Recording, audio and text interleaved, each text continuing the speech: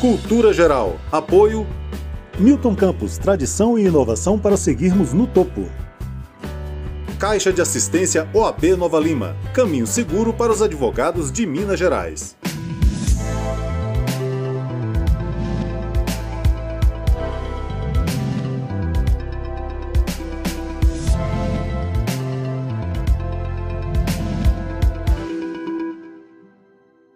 Olá, sejam todos muito bem-vindos ao Cultura Geral. É sempre um prazer fazer o Cultura Geral aqui na TV Banqueta e na Rádio Cultura de Curitiba.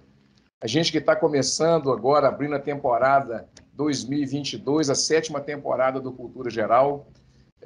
A gente está recebendo uma pessoa muito especial, que é a Regina Navarro Lins. Ela é psicanalista e a gente vai falar um pouco dessas idas e vindas do amor, né?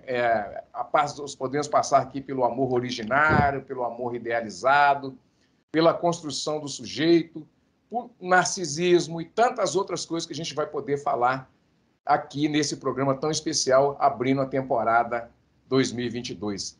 Regina, seja muito bem-vinda aqui nas montanhas de Minas, na terra das Alterosas, e também nesse clima temperado, né, no áudio de Curitiba, pela Rádio Cultura de Curitiba. É um prazer te receber, viu? Obrigada pelo convite. Ô, Regina, eu queria, antes da gente entrar, assim, exatamente nessas questões do amor, e eu queria primeiro fazer um recorte. E quando eu, estudando Direito, tive o professor Fábio Belo, né? Doutor Fábio Belo, e nesse campo da psicanálise, né, muito estudo de Laplanche, que é a linha teórica que ele segue com muita força, nós estudamos a questão do amor originário, né? E depois vai chegando o amor idealizado e tal. Como é que a gente pode pensar o amor e essa construção a partir do amor originário, Regina? Olha, a questão do amor, em primeiro lugar, a gente tem que entender que o amor é uma construção social. Em cada período da história se apresenta de uma forma. O amor na Grécia clássica era de um jeito, na Idade Média totalmente diferente. No século XVIII, só para dar um exemplo, né? No século XVIII, o amor se tornou ridículo, ninguém queria ser escravo das emoções. No século XIX mudou tudo, foi a época do romantismo, as pessoas deliravam de amor, sofriam por amor. Bom, o amor romântico, ele começou no século XII, porque desde que o cristianismo chegou até o século XII, o amor não podia ser recíproco, só podia ser amor a Deus. E os pais, as famílias, é que escolhiam quem ia casar com os filhos. Então, o amor romântico vem desde o século XII, começou com a história de Romeu e Julieta, foi depois, né? Tristão e Isolda, no século XII, Abelardo e Heloísa, veio vindo. No século XIX, a partir da Revolução Industrial, o amor romântico passou a ser uma possibilidade no casamento.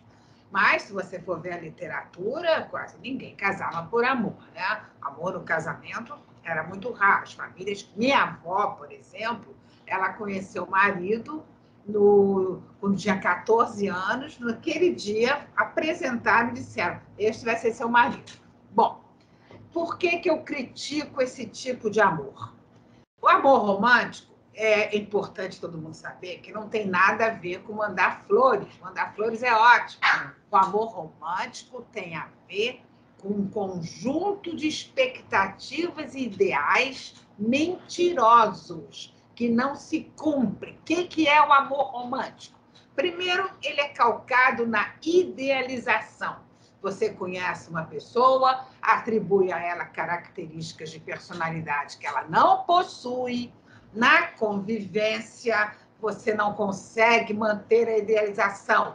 Você acaba sendo obrigado a perceber aspectos na pessoa que você não gosta, não admira. Aí vem o ressentimento, a mágoa. Por isso que tantos casamentos as pessoas têm ressentimentos e mágoas. Bom, quanto maior a defasagem entre o que você idealizou e a realidade, maior vai ser o ressentimento.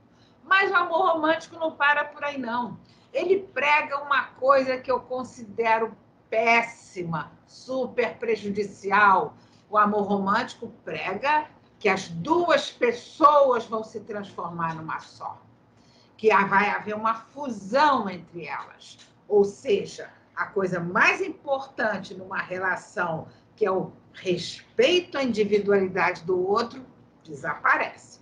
E o amor romântico prega também que um vai ter todas as necessidades atendidas pelo outro, que nada mais vai lhes faltar. Quer dizer, um monte de mentira, né? E diz uma coisa que faz as pessoas sofrerem muito. O amor romântico prega que quem ama não transa com mais ninguém. Quem ama não se interessa por mais ninguém, não tem desejo por mais ninguém. Essa é uma mentira horrível, né? Porque a gente sabe que mesmo amando, as pessoas têm interesse por várias pessoas, óbvio. Então, isso, quando uma pessoa descobre que o seu amado ou amada se relacionou com outra pessoa, sofre muito porque acredita que não é amada. Então, só para finalizar, o que está acontecendo hoje? O amor em cada época, como eu falei, se apresenta de um jeito. O amor romântico está dando sinais de sair de cena. Ainda bem. Pode demorar umas décadas, 10 anos, 20, 30, porque a mudança de mentalidade é lenta e gradual. Ele está saindo de cena porque a busca contemporânea é pela individualidade. Cada pessoa quer fazer uma viagem para dentro de si mesmo. Cada um quer saber suas potencialidades na vida, suas possibilidades para se desenvolver. E o amor romântico bate de frente com os ideais contemporâneos, porque ele propõe o oposto, ele propõe a não individualidade. Os dois se transformam num só, então, não individualidade. Então, está saindo de cena, está levando com ele a sua característica básica, que é a exigência de exclusividade sexual. Então, isso a gente sabe, né, que as pessoas, quando começam um namoro, essa questão da monogamia é um imperativo tão grande, tão forte na nossa cultura, que quando começa uma relação já está implícito que um só pode se relacionar sexualmente ou amorosamente com o outro. Não pode entrar nada de fora. Muito bem. Então, o amor romântico, ao sair, levando junto essa característica dele, está abrindo um espaço para o surgimento de novas formas de amar. É o que a gente está observando hoje. Amor, poliamor, relações livres, amor a três, vem ganhando cada vez mais espaço. E eu acredito que daqui a algumas décadas, muito menos gente vai querer se fechar numa relação e a grande maioria vai optar por relações livres, relações múltiplas.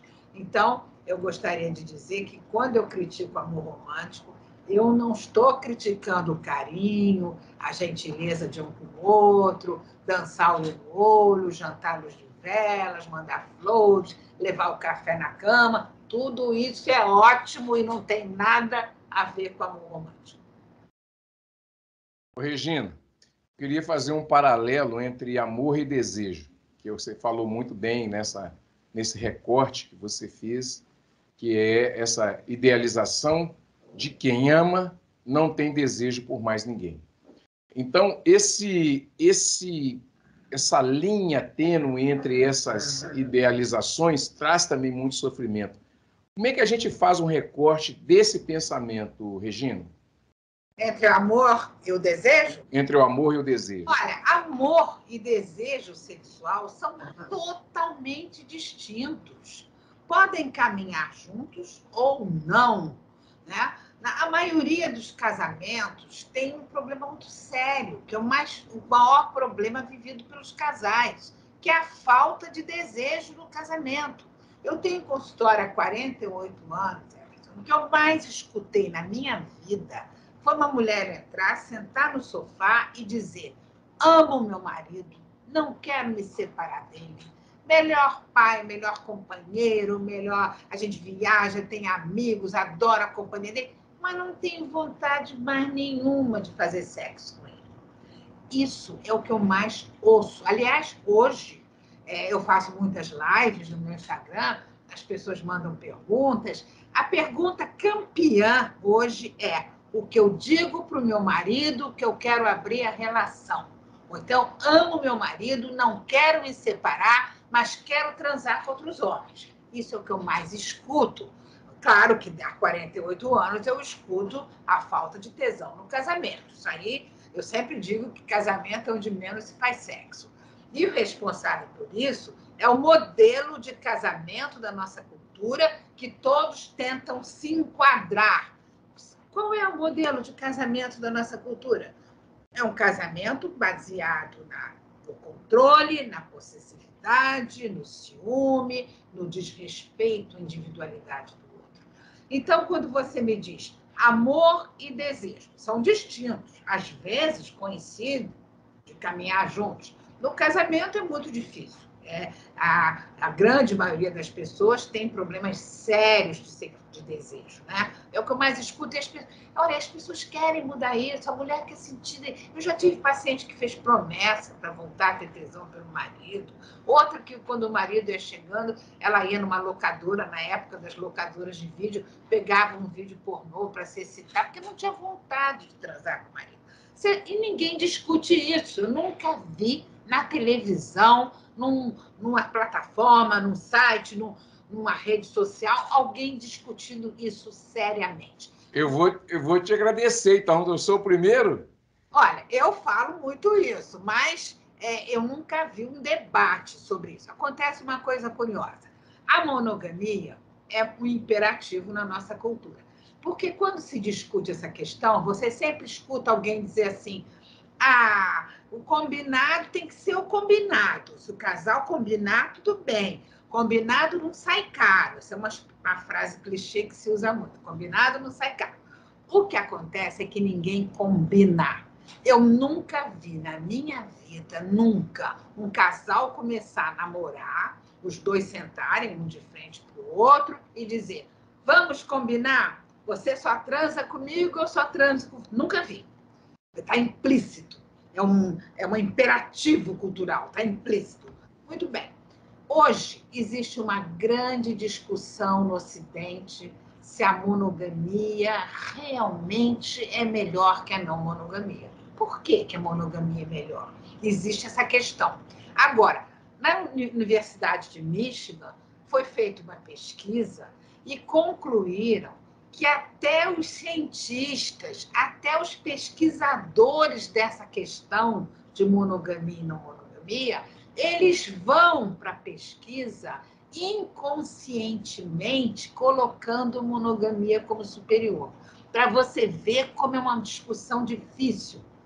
Eu tenho amigos psicanalistas, psicólogos, nunca vi eles discutindo isso. Nunca, como se tudo fosse muito normal. Então, as pessoas, quando eu comecei o consultório e os pacientes chegavam e diziam que não tinham desejo pelo marido, eu ficava sem saber o que dizer, porque eu não entendia bem essas coisas, estava começando há 48 anos. Depois, quando eu fui aprofundando, nos meus 20 e poucos primeiros anos de consultório, começou a me impressionar muito e me incomodar como as pessoas sofriam por questões ligadas a amor e sexo. Foi aí, e aquele sentimento de que tinha algo errado, que aquele sofrimento todo era desnecessário. Foi aí que eu mergulhei no estudo das relações amorosas, descobri a história das mentalidades, que é a história da vida íntima das pessoas, que eu me apaixonei completamente. Não tem nada a ver com a história que a gente aprendeu na escola, que é fatos, guerra. É a história da vida íntima, como vivia, como era o namoro, como era o casamento, a relação em casa, e por aí vai. Transar fora, não transar fora, o papel da mulher. E eu escrevi 13 livros, né? Vou entregar para a editora o 14º em abril. Então, todos os meus livros são sobre relacionamento amoroso, mas tem como base a história das mentalidades. Porque se você estuda a história, você sabe que a forma de pensar e viver o amor pode mudar completamente. E eu não tenho dúvidas de que todos nós podemos viver muito melhor do que vivemos nessa área. Então, é uma questão de refletir sobre os valores aprendidos, questionar esses valores, para se livrar do moralismo e dos preconceitos, para viver melhor, viver com mais satisfação. Agora, para isso, precisa ter coragem, porque muita gente vive insatisfeito nessa área e se agarra aos padrões conhecidos, porque o novo assusta, o desconhecido gera insegurança. Então, as pessoas estão infelizes, mas agarradas, repetindo aquele comportamento, só repetindo, sem parar, refletir e dizer: eu quero isso para a minha vida, eu não quero. É por aí. Relações líquidas, Regina, assim, fugindo um pouco da pauta, fugindo não, né? Complementando, né? Essas relações líquidas baumanianas que a gente vive hoje, também interligada à sociedade do cansaço do Byung-Chul Han, que faz essa sociedade da competitividade, traz esse individualismo muito forte, né? Essas relações líquidas, elas vieram para ficar? Eu não acredito que as relações são líquidas. Eu discordo inteiramente quando o Bauman fala isso. Não acredito em nada disso. O que acontece é que as pessoas têm muita resistência ao novo. Nunca nós vivemos um momento na história em que as relações foram melhores do que hoje. Nunca. Então, quando uma pessoa começa a conversar comigo e diz, porque hoje em dia, já perco um pouco o interesse pela conversa, porque eu já vejo ali uma pessoa que não aceita o novo. Eu desafio alguém a me dizer em qual período da história as relações amorosas foram melhores. Nunca foram. Gente, há pouco tempo, no início do século XX, final do século XIX, os casais se tratavam por senhor e senhora. Ninguém tinha intimidade. A mulher, ela tinha que servir ao homem, o homem ia para os bordéis, era uma coisa aceita. O sexo da mulher era para procriação, mulher não podia ter prazer no sexo.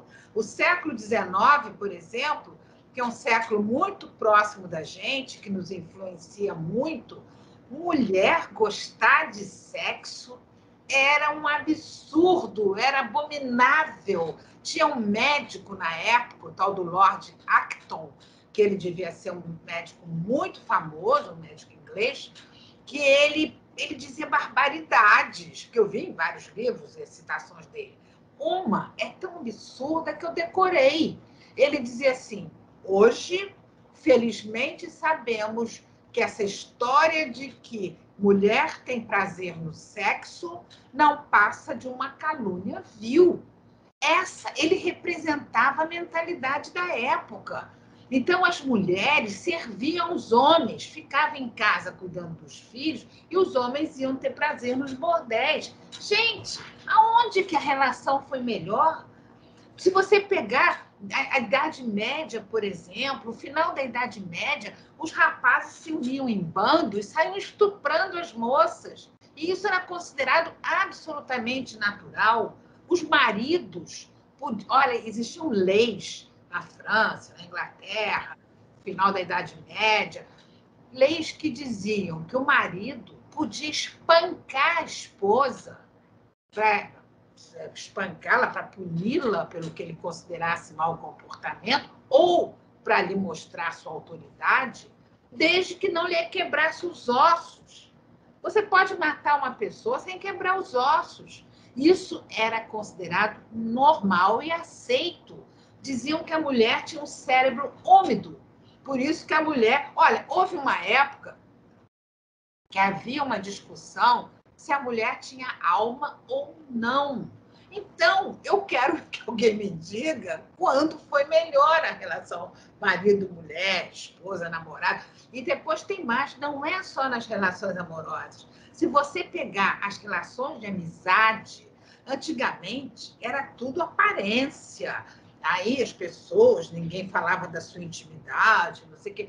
Hoje, os amigos conversam, falam da sua intimidade. É claro que a gente tem que mudar muito muito, um longo caminho pela frente. Mas esse papo de que hoje as relações são líquidas, aonde? Como? Me mostra.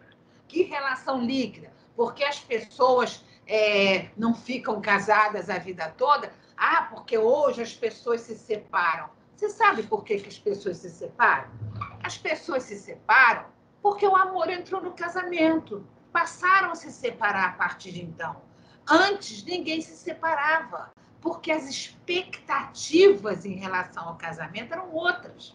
A família escolhia, as pessoas jovens casavam, e aí qual era a expectativa em relação ao homem? Que ele fosse provedor, respeitador. Qual era a expectativa em relação à mulher? Boa dona de casa, boa mãe, mulher respeitável. Ninguém se separava. Separação era só se o marido espancasse a mulher, chegasse bêbado em casa. Então, quando o amor entrou no casamento, entrou para valer a partir de 1940, muito influenciado pelos filmes de Hollywood, aquelas histórias melosas de Doris Day, Rock Hudson e por aí vai. Quando o amor entrou no casamento, as expectativas mudaram, passaram a ser prazer sexual e realização afetiva, que antes ninguém pensava em prazer sexual, ninguém pensava em amor, casamento não era por amor.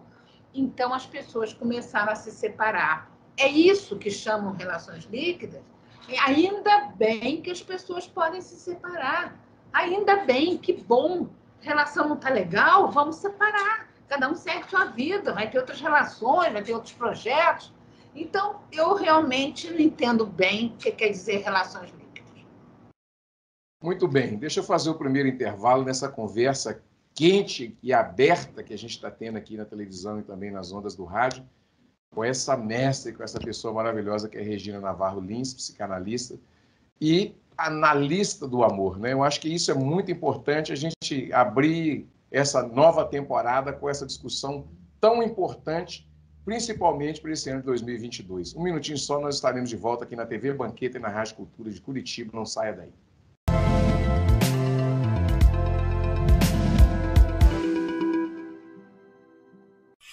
Há 71 anos, nós da LBV trazemos a solidariedade do Natal para todos os dias do ano. Graças a Deus, esses alimentos chegaram para mim no momento certo, no instante certo, no dia certo, porque nem dinheiro eu não tenho para comprar nada. Hoje, 41% dos brasileiros não têm alimentos suficientes para colocar na mesa. Juntos, nós podemos mudar isso. Acesse lbv.org. Apoio TV Banqueta. A CAP, Casa de Acolhida Padre Eustáquio, trabalha para que crianças, adolescentes e seus acompanhantes tenham amparo e estrutura durante a luta contra o câncer e doenças hematológicas até a sua cura. Com trabalho, empatia, compromisso e transparência, a CAP transforma necessidade em esperança. Faça a diferença na vida das crianças e adolescentes com câncer e doenças hematológicas. Faça parte desta história. Conheça pessoalmente o nosso trabalho. Apoio TV Banqueta.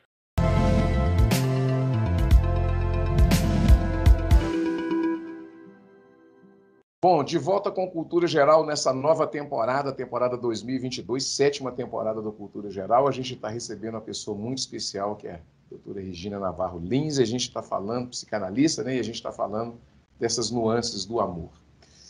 Regina, eu queria tocar num assunto agora que está muito também atual, que é o narcisismo, né? Eu já fiz grandes pautas aqui falando sobre o narcisismo e trazendo esse olhar, né? Obviamente, para o lado do amor e das relações entre as pessoas.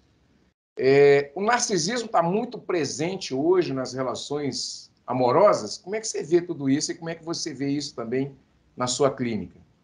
Olha, na minha clínica, em 48 anos, a gente tem espaço para reformular, para criar a nossa própria visão. Se eu for olhar, quando eu comecei o meu consultório para hoje, é uma mudança incrível. A psicanálise, ela é centrada no individual, né? Você perceber o paciente narcisista ou não sei o quê. Acontece o seguinte, é claro que existem casos em que você tem que trabalhar ali o problema daquela pessoa e tal. Mas a imensa maioria das pessoas que precisam de ajuda precisam para desconstruir essas crenças limitantes. Nós somos frutos da nossa cultura, todos nós. E a nossa cultura, desde que a gente nasce, põe um monte de coisa na nossa cabeça. Por exemplo, o amor romântico. O amor romântico, desde que nós somos crianças, nós somos bombardeados pelas novelas, músicas, filmes, publicidades, com a ideia de que você tem que encontrar a pessoa certa. Você tem que encontrar a alma gêmea, a outra metade da laranja, que você vai viver bem com aquela pessoa a vida inteira, até que a morte nos separe. Quer dizer, são muitas mentiras que nos colocam, né, e entram por todos os nossos poros. Hoje, muito mais do que dar atenção ao narcisismo de uma pessoa ou de outra, como ela reage, ela é muito voltada para ela, não é? Eu acho que a gente tem que trabalhar esse condicionamento da cultura, que isso é o que gera mais sofrimento na imensa maioria da população. Então, eu tenho o Instagram, né? Que eu dou cursos e tudo mais. Eu dou cursos para psicólogos, eu dou cursos para psicanalistas. Sabe por quê? Porque a mudança de mentalidade está aí. O amor, as relações, os casamentos estão mudando completamente. E a maioria dos psicanalistas, dos psicólogos, eles não estudaram isso, eles não sabem. Porque na faculdade você não estuda isso, no curso de formação psicanalítica você não estuda isso. Foram tantos psicanalistas e psicólogos que me pediram para fazer esse curso, que agora, em fevereiro, está começando a 6ª turma de um curso chamado Relações Amorosas, um Novo Olhar, para as pessoas que atendem pessoas. Podem ser psicanalistas, psicólogos, médicos, advogados de direito de família, entenderem o que está acontecendo hoje. Eu recebo pacientes que vêm de outros terapeutas me trazendo coisas inacreditáveis que ouviram no consultório do outro. Por exemplo, uma paciente chega para mim e diz: fui dizer para minha psicanalista que eu quero abrir a relação com meu marido. Isso é a coisa mais comum, o que eu mais escuto. O número de mulheres que querem abrir a relação é imenso, é absurdo. Então, ela ouviu da psicanalista dela a seguinte coisa: você tem medo de aprofundar uma relação? Eu não aguento mais essas interpretações clichês de terapeutas que não questionam, não olham para o mundo, não sabem que a maneira de viver e pensar muda em cada época é de um jeito. A outra foi dizer para a psicanalista que era lésbica e dizia: eu sou lésbica. E a psicanalista dizia: não, você não é lésbica. Quer dizer, a psicanalista dela tem preconceito contra a homossexualidade e cismou que a paciente não podia ser lésbica. A outra foi dizer que era casada, amava o marido, mas tinha vontade de transar com outros homens. Levou um sermão da psicóloga dela. Então, essa coisa do narcisismo, sempre quando você for falar do narcisismo, você vai focar no individual. Porque isso aí voltou mais para ele, tal, é o centro. Olha, eu acho que está na hora da gente entender que o mundo está mudando, que o mundo é outro. Quando eu comecei a minha carreira psicanalítica, as pessoas faziam terapia, faziam análise 4 vezes por semana. Meus primeiros pacientes iam no consultório 4 vezes por semana. Depois passou a ter 3 vezes por semana. E quem não fizesse 3 vezes por semana era desqualificado. Aquilo não é psicanálise. Tinha que ser 3 vezes por semana. Então é uma loucura, né? Quer dizer, as pessoas... Hoje se faz 1 vez por semana. Agora, você imagina alguém ter tempo hoje para ir 4 vezes por semana para o consultório do psicanalista para ficar falando do pai, da mãe, da infância? Não dá. As pessoas querem resolver as questões que estão limitando sua vida no momento. E eu acredito que o que mais limita a vida das pessoas são as crenças aprendidas na nossa cultura. E por aí eu já quero entrar nessa questão que faz parte predominante da nossa pauta, é entender por que tem surgido novas relações amorosas, poliamor, tem surgido por aquilo que eu falei, porque os anseios contemporâneos são em busca da individualidade, que não tem nada a ver com egoísmo. Tem gente que diz, egoísmo, individualidade. Gente, nós temos que, na nossa individualidade, essa individualidade tem que ser respeitada. Quando você vê um casal perto de você conversando, eu fico assombrada, porque um se mete na vida do outro sem a menor cerimônia. Então, existe uma tendência as pessoas quererem respeito à sua individualidade. E esse tipo de amor romântico, pelo qual todos anseiam na nossa cultura, que é o amor romântico, esse que eu expliquei, que é péssimo, as pessoas, esse amor prega não individualidade, porque ele prega a fusão, as pessoas se transformarem numa só. Então, ele está dando sinais de sair de cena, está levando com ele a exigência de exclusividade, que é sua característica básica, e por isso estão surgindo novas formas de amar. Poliamor, relações livres, amor a três. Agora, tem uma coisa muito importante. Como os modelos tradicionais de comportamento não dão mais respostas satisfatórias, está se abrindo um espaço para cada um escolher sua forma de viver. Isso é maravilhoso, nunca existiu isso. As pessoas sempre tiveram que se enquadrar em modelos. Então, se uma pessoa quer ficar casada há 50 anos com outra e só fazer sexo com ela, está tudo certo, gente. Agora, se uma mulher quer ter 3 maridos, também está tudo certo. O importante é que não é substituir um modelo por outro. Sempre foi monogamia, agora é obrigada a ser não monogamia. Não é isso. É cada um escolher como quer viver. O problema é que a maioria das escolhas a maioria não é escolha livre, é uma escolha condicionada pelo que você aprendeu a vida inteira. O condicionamento cultural é tão forte, que você chega à idade adulta, você não sabe o que você deseja de verdade ou o que você aprendeu a desejar.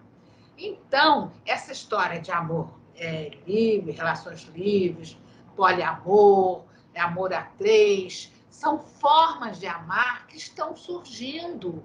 Agora, o conservadorismo é tanto que é muito comum numa live alguém perguntar assim, mas aí são relações superficiais, que é parecido com essa história de relações líquidas. Eu falei assim, por que é superficial? Você não ama 2, 3, 4 amigos? Eu amo. Eu tenho amigos, homens ou mulheres, que eu amo muito, profundamente. Um pode contar com o outro. Se eu tiver com problema, eu posso ligar de madrugada, tenho certeza disso. E eles também. Você não ama 2, 3, 4 filhos? Por que uma relação amorosa, erótica, você não pode amar mais de uma pessoa? Por quê? Então, o conservadorismo não reflete. Conservador não reflete. Conservador repete. Repete o que ouviu, sem parar, sem questionar. Aí diz que as relações hoje são líquidas. O que é isso? Eu não sei. Alguém podia me explicar. Regina, ciúme, amor, esse desafio, né, do controle da vida do outro, como é que a gente traz isso? Eu acho que aí, não sei, se eu estiver falando bobagem, você pode me corrigir, porque você é bem autêntica. Mas nessa parte do ciúme não tem muito do narcisismo nela, não, dessa coisa do sujeito controlar a vida do outro, de querer controlar a vida do outro, de manipular a vida do outro. Olha só, deixa eu te falar uma coisa. Nós todos somos frágeis, somos desamparados, né? Até o Freud tem uma frase que eu gosto muito. Ele diz assim, existem 3 causas para o sofrimento humano. Primeiro é a força da natureza, a gente sabe, né? Os Estados Unidos pode ser poderosíssimo, um tufão, o negócio lá destrói uma cidade inteira. Segunda, a fragilidade dos nossos corpos. Não resta dúvida, né? A Covid deixou todo mundo perceber a fragilidade dos nossos corpos. E a terceira é a inadequação das normas sociais que regem as relações. Muito bem. O que acontece é o seguinte: nós saímos do útero da mãe. No útero devia ser uma maravilha, porque nós tínhamos fome, frio, cólica, devia ser ótimo. Pena que a gente não se lembra. Aí você nasce, você é tomado por um sentimento de falta, de desamparo, que vai te acompanhar a vida inteira. A nossa cultura deveria nos incentivar a desenvolver a capacidade de ficar bem sozinho, mas não faz isso. Desenvolve a ideia, faz com que a gente desenvolva a ideia de que vai encontrar uma pessoa para você se sentir como se sentia no útero da mãe, protegido, aconchegado. Então, as pessoas ficam procurando a alma gêmea, a pessoa certa. Chega numa relação amorosa, você reedita inconscientemente aquelas necessidades infantis. Por exemplo, uma criança de 3, 4, 5 anos, ela depende da mãe física e emocionalmente. Se a mãe morrer, sumir, ela morre. Ela precisa dos cuidados. Então, a criança é possessiva, controladora, ciumenta. Mas nós crescemos, né? Espera-se que tenhamos resolvido essa questão. Não somos mais crianças pequenas que dependemos da mãe para tudo. Mas chega no casamento, a gente casa ou entra numa relação estável, voltam todos aqueles sentimentos, aquelas necessidades infantis são reeditadas e as pessoas passam a ser controladoras, possessivas, ciumentas. Vamos falar do ciúme que você perguntou. O ciúme é uma questão cultural. Aliás, tudo é cultural, com exceção da luta pela sobrevivência. Você joga alguém numa piscina, a pessoa vai fazer assim, mesmo que não saiba nadar, para se salvar. O resto é tudo cultural. O ciúme na nossa cultura é valorizado.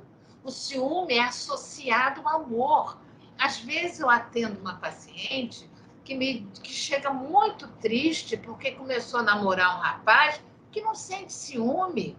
Uma paciente me disse, eu estou muito chateada porque o fulano não tem ciúme de mim, não deve me amar. Eu falei para ela, olha, você não sabe a sorte que você tem de não ter namorado ciumento. Mas as pessoas se sentem lisonjeadas, porque acreditam, põe na cabeça da gente, acredita que o ciúme faz parte do amor. O ciúme é limitador para quem sente, é limitador para quem é alvo dele. Aí você pergunta, quem são as pessoas ciumentas? Geralmente são pessoas que têm baixa autoestima.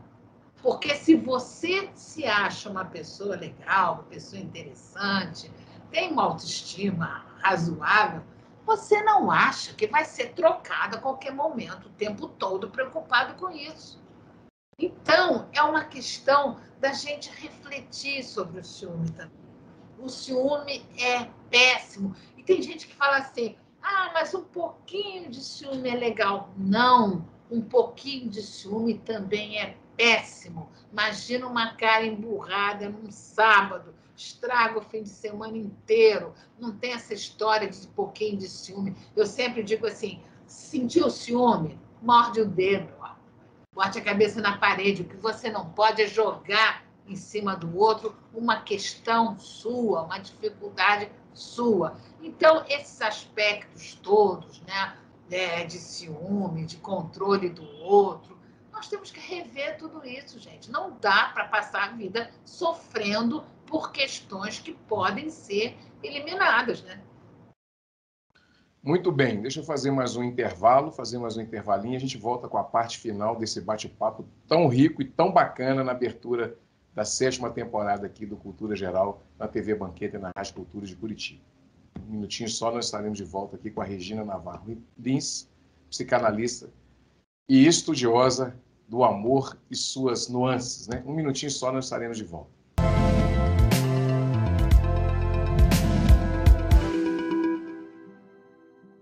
Fundado em 1980, o Hospital Nossa Senhora de Lourdes é filantrópico e sem fins lucrativos e hoje atende a mais de 110 mil habitantes de Nova Lima, Raposos e Rio Acima. O Hospital Nossa Senhora de Lourdes, eu me sinto como se eu estivesse em casa. Só tenho que agradecer, sou muito bem tratada. Aqui eu tenho eles como se fosse a minha família. O Hospital Nossa Senhora de Lourdes é o único da região responsável pelo atendimento aos usuários do SUS, nos casos clínicos e cirúrgicos de média complexidade. Possui pronto atendimento adulto e pediátrico com funcionamento 24 horas, contando com plantonistas da pediatria, clínica médica, cirurgia, ortopedia, obstetrícia e anestesiologia. E ainda conta com serviço de hemodiálise e um centro de tratamento intensivo. Hospital Nossa Senhora de Lourdes, humanidade, carinho e atenção à vida.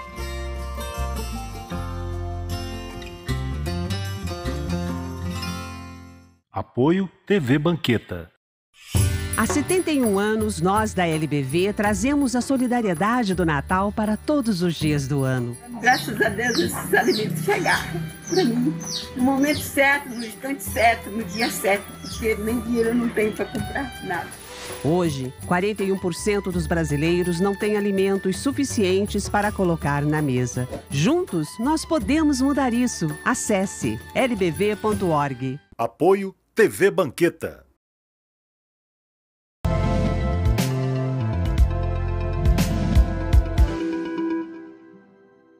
Bom, de volta com Cultura Geral aqui na TV Banqueta e na Rádio Cultura de Curitiba. A gente está conversando com a doutora Regina Navarro Lins e a gente está indo para a parte final dessa conversa, muito rica e muito importante, falando sobre o amor e seus desafios, né?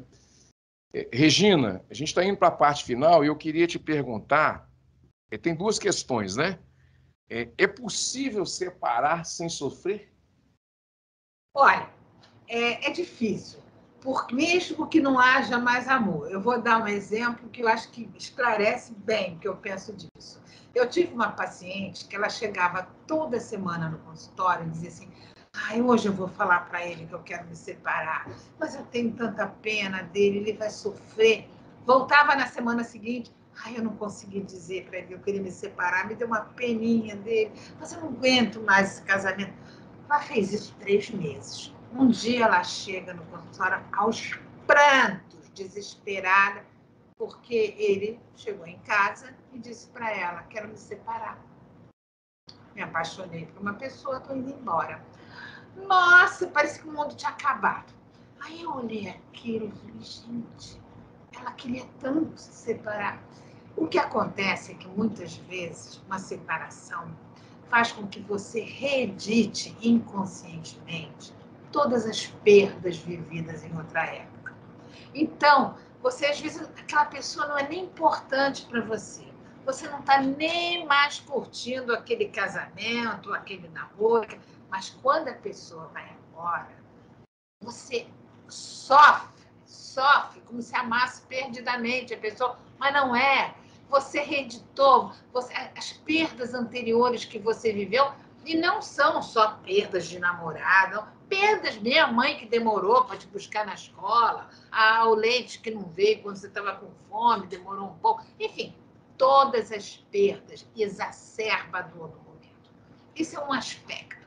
O outro é que no casamento as pessoas tendem a depositar na relação a certeza de que não vão ficar mais sós, que não vão ficar desamparadas, que agora vão ter todas as necessidades atendidas.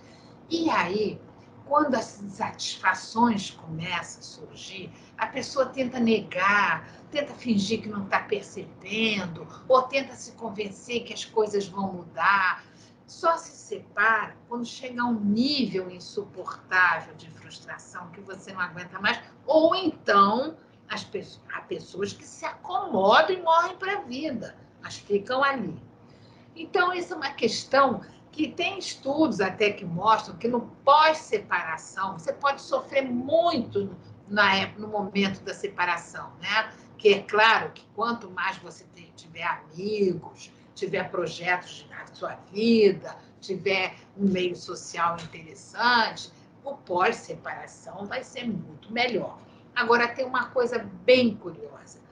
Pessoas que sofreram muito na hora da separação, logo depois, passado um tempo, você percebe que elas renasceram. Então, eu atendi um caso de uma moça que tinha 2 filhos pequenos, o casamento já estava meio morno, não fazia sexo mais, aquela coisa, mas ela nunca tinha pensado em separação. O marido se apaixonou por outro e foi embora. Ela ficou assim, ela conta, eu conto até no meu primeiro livro, A Cama na Varanda, o caso dela, ela conta o seguinte, que ele chamou para jantar num restaurante, ela falou, puxa, está melhorando, nossa vida está com cara de que vai melhorar. No restaurante, ele falou, me apaixonei por uma pessoa, estou saindo de casa hoje. Ela é muito engraçada, contou que ela estava colocando um peixe na boca e que a sensação de que a espinha do peixe ficou atravessada 3 dias. Então, é evidente que no início foi um choque. Ela ficou péssima, né? Se sentindo desvalorizada. 6 meses depois, essa moça me disse a seguinte coisa. Fulano não sabe o que eu agradeço a ele por ter querido separar. Minha vida hoje é outra. Ela procurou os amigos, ela voltou a estudar, ela estudava música, voltou a estudar. Olha, outra pessoa. Ela emagreceu. Ela diz, se ele soubesse como eu agradeço a ele. Então, é importante a gente saber que, às vezes, a separação é sofrida, mas que muita gente tem uma sensação de renascimento por conta de uma nova identidade, não mais vinculada à identidade do marido, né? Ou da mulher. Então, as pessoas sofrem por esses motivos, porque exacerbam a dor do momento, reeditando perdas anteriores, porque se sentem sozinhas, separam, ficam com medo de não ter com quem sair no sábado à noite, de nunca mais arranjar um namorado, de não ter como se sustentar. São vários medos e fantasmas que aparecem na cultura que a gente vive, que prega que todo mundo tem que ter um par amoroso, principalmente as mulheres. As mulheres acreditaram de que, para serem valorizadas, tem que ter um parceiro amoroso ao lado. E isso gera uma busca ansiosa pelo par amoroso, que não é nada bom. É possível ter uma vida saudável a dois, uma relação satisfatória?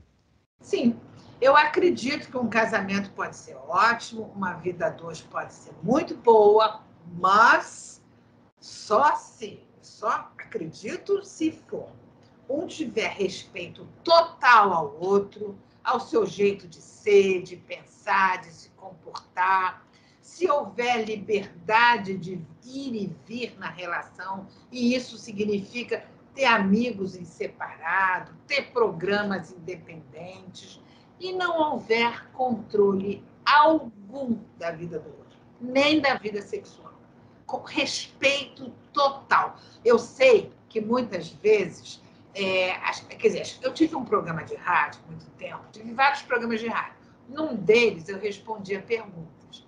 E eu saía da rádio muito impressionada, porque mais de 90% das perguntas era assim, será que ele tem outro? Será que ela não tem outro? Será que... Eu falei, gente, as pessoas são obcecadas por essa questão da exclusividade. Na mesma época, eu tive um paciente, que era um advogado, que tinha a mulher mais ciumenta e controladora do mundo. Ela não fazia nada na vida, ela existia para controlá-lo. Só que ela acordava às 10 da manhã e ele era um advogado que tinha um escritório, saía de casa 15 para as 7 da manhã todos os dias e a desculpa geral é que tinha muito processo no escritório, claro. Na terceira, ela acordava às 10 da manhã e começava a controlava o dia inteiro. Você saiu, almoçou com quem? Sentou com quem? Quem que foi? O tempo todo. Na terceira sessão de terapia, ele me conta uma coisa incrível. Ele me conta o seguinte, que ele tem uma namorada há 3 anos e que todos os dias ele sai 15 para as 7 da casa dele e vai para casa da namorada. Transa com a namorada, toma café da manhã com ela e às 10 ele chega no escritório. É quando a mulher começa a ligar. Então, eu juntei essa história da rádio, essa obsessão, será que me trai, usa a palavra trair, que eu acho péssima. E aí eu formulei um pensamento, que eu digo o seguinte, ninguém deveria se preocupar se o amado ou a amada transa ou não com outra pessoa. cada um só deveria responder a 2 perguntas a si próprio. Me sinto amada ou amado? Me sinto desejada ou desejado? Se a resposta for sim para as 2 questões, eu me sinto amada, me sinto desejada, o outro se sente amado, desejado, o que o outro faz quando não está comigo não me diz respeito, não é da minha conta. Olha, eu acredito que se as pessoas realmente entendessem que controlar alguém não existe, que é o cúmulo da ingenuidade você achar que você pode controlar uma pessoa, elas iam entender que é uma forma muito mais inteligente de viver. Regina, eu queria muito te agradecer, assim, de coração mesmo, por esse carinho que você teve de nos atender aqui em Minas Gerais e em Curitiba. E, primeiro, deixar as portas abertas para você, para divulgar o que você quiser e tal, mas agradecer por essa aula que você deu sobre essa aula aberta, né? Com a palavra aberta sobre o amor. Muito obrigado, viu, por esse carinho e por essa aula. Obrigada, Anderson. Eu convido os ouvintes, os telespectadores, para visitar meu Instagram, que é Regina Navarro Lins, que eu trabalho o tempo todo com questões das relações amorosas, faço lives e dou cursos online. Tem cursos para psicólogos, tem um curso que já está rolando, que é sobre liberte-se do ciúme, que tem, as inscrições estão abertas, pode entrar. E os meus livros, que eu acho que ajudam muito a uma reflexão sobre esses temas. Muito bem, gente. Chegamos ao final do programa Cultura Geral. Um beijo no coração de todos e abrindo, assim, a temporada 2022, a 7ª temporada do Cultura Geral, com essa pessoa maravilhosa, Regina Navarro Lins, que deu uma aula sobre os desafios os desafios da desconstrução do velho amor, né? Isso. Muito obrigado, um beijo no coração de todos e voltamos amanhã com mais Cultura Geral aqui na TV Banqueta, na Rádio Cultura de Curitiba. Um grande abraço e até amanhã, se Deus quiser.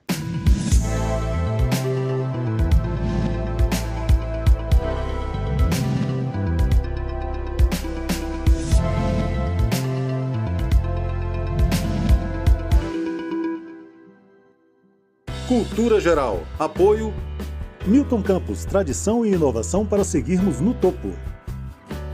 Caixa de Assistência OAB Nova Lima, caminho seguro para os advogados de Minas Gerais.